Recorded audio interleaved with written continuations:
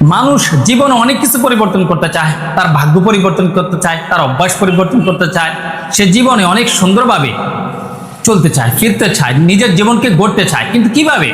একজন মানুষ যদি সত্যিকার অর্থে নিজের জীবনকে বোঝাতে চায়, ভাগ্য পরিবর্তন করতে চায়, নিজের জীবনে শৃঙ্খলা আনতে চায়, তাহলে তাকে নামাজ পড়তে হবে। নামাজ শুধু শারীরিক উঠা বসার নাম নয়, নামাজ হলো বান্দার সঙ্গে আল্লাহর সম্পর্কের একটা অন্যতম মাধ্যম, সেরা মাধ্যম, শ্রেষ্ঠ মাধ্যম। কেউ যদি 5 ওয়াক্ত নামাজ পড়ে তাহলে সে কি লাভ করবে?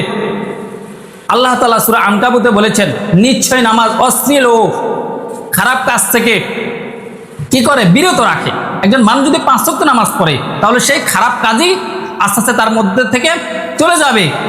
অশ্লীল বেহায়াপনা কাজ থেকে, মিথ্যা কথা থেকে, হিংসা থেকে, বিদ্বেষ থেকে, অহংকার থেকে সে নিজেকে মুক্ত করা শুরু করলো যেন।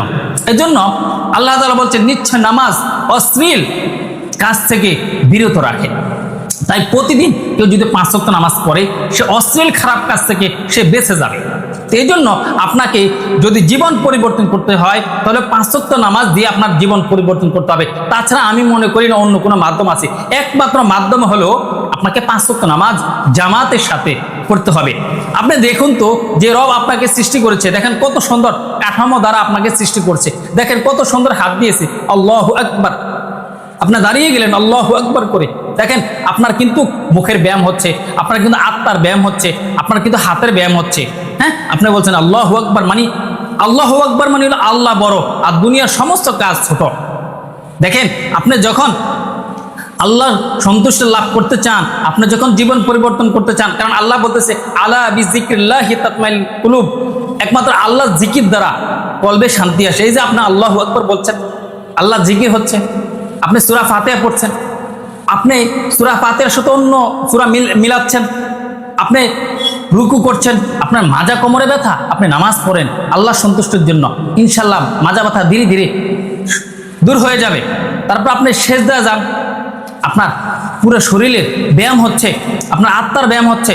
প্রিয় ভাই, জীবনে যদি তকদির পরিবর্তন করতে চান, ভাগ্য পরিবর্তন করতে চান, জীবনে যদি শৃঙ্খলা আনতে চান, জীবনটাকে গড়তে চান, তাহলে আপনি 5 ওয়াক্ত নামাজ পড়েন। কারণ নামাজের মাধ্যমে অশ্লীল খারাপ কাজ থেকে আপনি দূরে থাকতে পারবেন। তারপরে যে বিষয়টা আসে, যে নামাজ যখন কেউ পড়তে শুরু করে, আল্লাহর কাছে কখন আমরা যাই? যখন কেউ আল্লাহু আকবার বলে, আল্লাহু আকবার বলে, আল্লাহু আকবার বলে সে কি করে? নিয়ত বাঁধে, তারপর সূরা ফাতিহা পড়ে, সূরা ফাতিহার সাথে অন্য সূরা মিলায়, তারপর রুকু করে, সিজদায় যায়।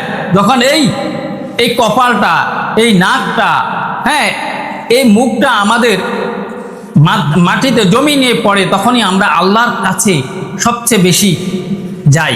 তখনই আমাদের ব্রেন সুস্থতা চলে আসে, আমাদের মনের ভিতরে অনেক অনেক শান্তি আসে। আপনি 1 সপ্তাহ, 15 দিন, 1 মাস, 2 মাস নামাজ পড়ে দেখেন আপনার শরীরে কতখানি পরিবর্তন চলে আসছে। আপনি অসুস্থ, আপনার এই অসুস্থতা দূর হবে। আপনার আর্থিক সমস্যা, আপনার অনেক ধরনের সমস্যা আপনি নামাজের মাধ্যমে আল্লাহ তাআলার কাছে সাহায্য, ইনশাআল্লাহ তাআলা আপনার জীবন পরিবর্তন হবে।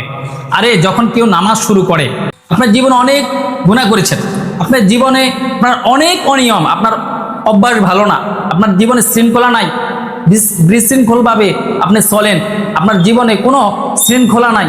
আপনি যদি সঠিক শৃঙ্খলা আনতে চান তাহলে আপনি নামাজে দাঁড়িয়ে যান।